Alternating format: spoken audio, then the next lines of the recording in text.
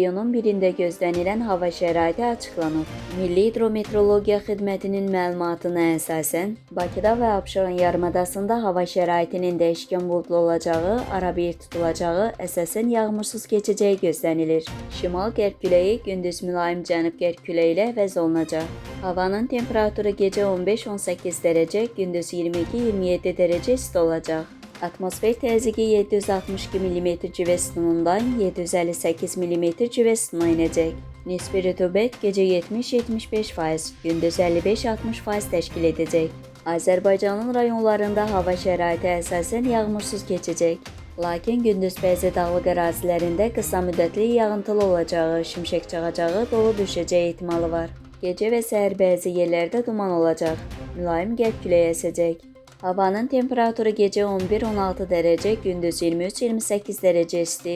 Dağlarda gecə 5-10 dərəcə isti, gündüz 15-20 dərəcə, bəzi yerlərdə 23-26 dərəcə isti olacaq.